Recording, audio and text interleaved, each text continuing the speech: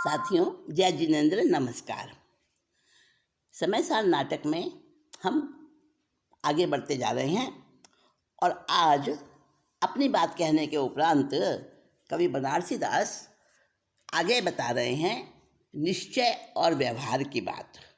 क्योंकि समय सार के ग्रंथ के अंदर, परमागम के अंदर निश्चय और व्यवहार दोनों को लेकर ही लेखक ने अपनी बात कही है। और यहाँ कवि बनारसी दास उसी समय सार ग्रंथ का ही वर्णन कर रहे हैं।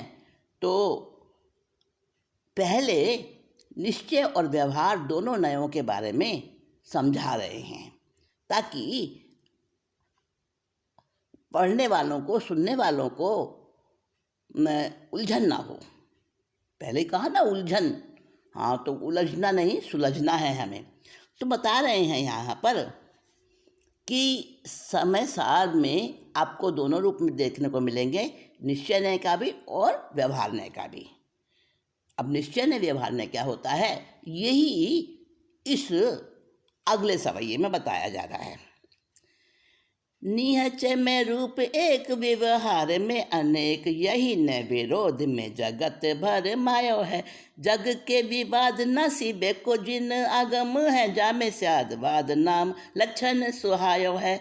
दर्शन मोह जाको गयो है, सहज रूप आगम प्रमाण ताके हृदय में आयो है। अनसो अखंडित अनुतन अनंत तेज, ऐसो पद पूरन तुरंत तिनि पायो है। देखिए, निश्चय और व्यवहार, पहले इसको समझें। पहले हम न्याय को समझें। न्याय किसे कहना? न्याय का मतलब है अपनी बात को समझाने के, अपनी बात को कहने के तरीके, उसको कहते हैं न्याय। अब न्याय तो अनंत है, क्योंकि संसार में बहुत बहुत प्रकार के अलग अलग विधि से अपनी अपनी बात कही जाती है। तो न्याय तो अनंत हैं, लेकिन सभी न्यायों का समावेश दो भेदों में कर दिया गया, एक निश्चय न्याय, एक व्यवहार न्याय। निश्चय न्याय का मतलब है जो गहरी वास्तविक जड़ की बात है, मूल बात है, उसको कहते हैं निश्चय न्याय। उस तरीके से बताना, जैसे आत्मा तो विशुद्ध ही है। अभी पीछे कहा ना कि 3 काल में मेरी आत्मा तो शुद्ध ही थी, ये हो गया निश्चय न्याय। और व्यवहार न्याय, व्यवहार न्याय का मतलब है कि अभी तो हमारे ऊपर कर्मों का मैल चढ़ा हुआ है, आत्मा के ऊपर। आत्मा में राग भी है, आत्मा में द्वेष भी है, आत्मा में कषाय भी है। ये हो गया व्यवहार न्याय। इस तरीके से कहें तो व्यवहार न्याय हो गया। अब व्यवहार न्याय, निश्चय न्याय दोनों ही साथ साथ चलते हैं और दोनों को साथ लेकर ही समझ में आती है बात। कोई भी शास्त्र अकेले एक न्याय को लेके नहीं चलता।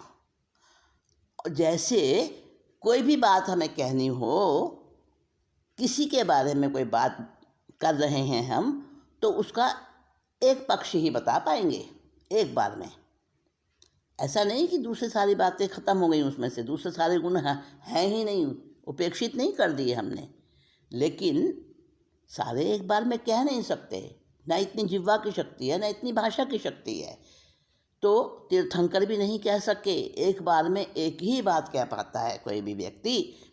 तो जैसे कि दोनों पैर साथ में उठाने से तो गिर जाएंगे, चल ही नहीं पाएंगे, गति होगी ही नहीं।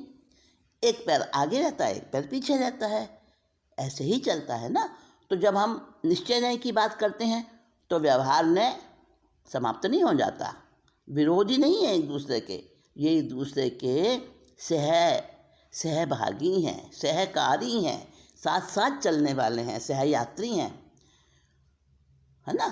तो निश्चय और व्यवहार न्याय दोनों की बात आएगी। अब हम कहें निश्चय न्याय से तो आत्मा जो है 3 काल में विशुद्ध है, कभी इसमें कोई किसी प्रकार का मैल लगा ही नहीं, कर्म ने तो छुआ ही नहीं आज तक, ये तो हो गया निश्चय न्याय। निश्चय न्याय की अपेक्षा बात कह दी हमने। और जब हम ये कहेंगे भाई नहीं, आत्मा में तो भाई कर्म लगे हैं, आत्मा तो कभी क्या अवस्था आती है, कभी नर बनता है, कभी पशु बनता है, कभी नारकी में नरक में जाता है, नारकी बन जाता है, कभी देवलोक में जाता है, देव बन जाता है, कभी बिच्छू कीड़ा मकोड़ा पता नहीं क्या क्या बनता है। तो क्यों बनता है? कर्म की वजह से, तो ये विकार आ गया ना। तो जब विकार की बात करेंगे तो व्यवहार में हो गया। ठीक है, यही वाली बात इस समय में बताई है कि आत्मा जो है कोई भी पदार्थ है, आत्मा भी एक पदार्थ है, आत्मा भी एक द्रव्य है। तो संसार में कोई भी पदार्थ है तो निश्चय में तो वह पदार्थ एक रूप है। निश्चय में रूप एक, निश्चय यानी निश्चय, निश्चय में पदार्थ एक रूप है कोई भी, और व्यवहार में अनेक रूप है। अब वो जो कोई इस बात को सुनेगा उसे लगेगा दो प्रकार की बातें हो रही हैं, तो उलझन में पड़ जाए, कन्फ्यूज़न हो जाएगी उसे अंदर में। तो ये बात बता रहे यही नए विरोध में जगत भरमायो है। संसार के लोग इसमें भरमा जाते हैं, भ्रमित हो जाते हैं कि जो दो बातें कैसे कही जा रही हैं एक दूसरे की विरोधी, पर विरोधी नहीं होती हैं। जैसे हमारे सामने कोई भी फल है, समझो आम है। अब आम के अंदर बहुत सारे गुण हैं बताने के लिए। आम फलों का राजा है, आम बसंत ऋतु में होता है और बड़ा मीठा फल है, बड़ा स्वादिष्ट फल है।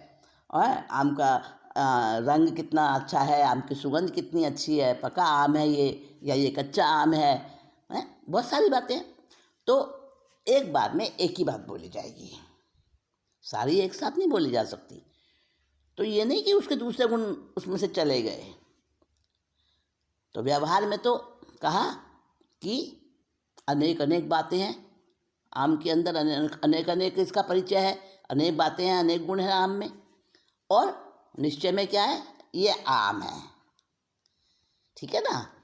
तो ऐसे ही आत्मा का पदार्थ है कि निश्चय में तो पदार्थ एक है, आत्मा एक है, सबकी आत्मा एक जैसे जितने भी जीव हैं संसार में, चाहे वो छोटा सा कीड़ा हो, चाहे वो निगोद का जीव हो, चाहे वो बहुत ऊपर के देवलोक का अनुत्तर विमान का देव हो, चाहे वो तीर्थंकर का जीव हो, चाहे वो सिद्ध का जीव हो, सबकी आत्मा तो एक जैसी है। क्वालिटी में भी एक समान और क्वांटिटी में भी एक समान, यानी सब के आत्म प्रदेश आत्मा के असंख्यात और सेम गिनती में भी उतने ही, हालांकि गिन नहीं सकते, असंख्यात हैं और अमूर्त हैं, उनको तो गिनेंगे कैसे, देखेंगे कैसे। तो लेकिन सबके असंख्यात आत्म प्रदेश होते हैं, यानी क्वांटिटी में एक जैसे, और क्वालिटी भी आत्मा की जो विशुद्धता है वो सबकी एक जैसी है।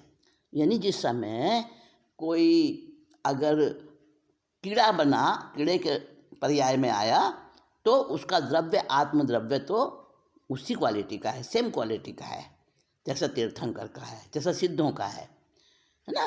तो निश्चय में पदार्थ एक है, एक रूप है, और व्यवहार नय से वही पदार्थ अनेक रूप हो जाता है। और इस नय में जो विरोध दिखाई देता है उसमें सारे संसार के लोग, पूरा जगत जो है भरमा जाता है, भ्रमित हो जाता है। जग के विवाद नासिबे को जिन आगम है, और जिन आगम जो है वो इस सारे विवाद को नष्ट करने वाले हैं। ठीक है, विवाद यानी ये भ्रम जो पैदा होता है कि निश्चय में क्या, व्यवहार में क्या, अरे भाई ये क्या डबल बातें अलग अलग कह दी। तो जिन आगम जो हैं इस विवाद का नाश करने वाले हैं। इस जो विरोधी बातें हमें दिखाई देती हैं, इस विरोध को हटाने वाले हैं, स्पष्ट बताने वाले हैं। क्यों, किससे बताएंगे स्पष्ट? स्यादवाद नाम लक्षण सुहायो है, क्योंकि जिन आगमों के अंदर हर बात स्यादवाद को लेकर कही गई है, स्यादवाद शैली से बताई गई है। अब ये स्यादवाद क्या है, हाँ ये भी आगे आएगा, इसको भी क्लियर करेंगे आगे। हम प्रतीक्षा करें और सुनते जाएं। तो स्यादवाद शैली से नए का विरोध समाप्त हो जाता है। दर्शन मोह जाको गयो है सहज रूप। दर्शन मोह का मतलब है, देखिए मोह कर्म है, मोहनी कर्म। मोहनी कर्म के दो भेद होते हैं, दर्शन मोहनी है और चारित्र मोहनी है। तो दर्शन मोहनी जिसके अंदर पूरा पूरा उदय में होता है, तो उस दर्शन मोहनी के उदय के कारण से उसके अंदर मिथ्या दृष्टि रहता है, वो जीव उसमें मिथ्यात्व रहता है। और जैसे जैसे दर्शन मोहनी का क्षयोपशम होता है वैसे वैसे उसके अंदर सम्यक्त्व यानी सम्यक दृष्टि बनता जाता है। और पहले बनता है उपशम सम्यक दृष्टि, फिर उपशम सम्यक दृष्टि होने का काल बहुत थोड़ा सा है, बहुत थोड़े समय रहता है। उसके बाद शयोपशम सम्यक दृष्टि और फिर शायिक सम्यक दृष्टि बन जाता है। तो वो अलग अलग स्टेज है शुद्धि की, विशुद्धि की। तो दर्शन मोह जिसका चला गया, बिल्कुल नष्ट हो गया, सहज रूप से नष्ट हो गया, तो जिसके आगम का प्रमाण उसके अंदर में स्पष्ट रूप से आ गया, आगम प्रमाण ताकि हृदय में आया है। और आगम का प्रमाण, प्रमाण का मतलब प्रूफ, यानी सच्चाई, स्पष्टता, तो उसी को समझ में आएगा पूरे तौर पर जिसका मिथ्यात्व दूर हुआ है, दर्शन मोह जिसका नष्ट हो गया है, समाप्त हो गया है, उसको आगम का प्रमाण हृदय में आता है। और अनैसो अखंडित अनूतन अनंत तेज। अनैसो का मतलब, अनैसो का मतलब है नए से अलग हो जाना। अ माने नहीं, नए, नए माने निश्चय और व्यवहार दोनों नए, दोनों नए उस समय चले जाते हैं, ठहर नहीं पाते, एक भी नहीं ठहर पाता। तो अनय, अनय बन जाता है वो। अनय बनने से नए से निरपेक्ष हो जाता है। अनय, अनय से अखंडित रूप, अनूतन अनंत तेज। अखंडित रूप आत्मा का, अनूतन यानी जो कभी नया भी है और लेकिन नया नहीं है।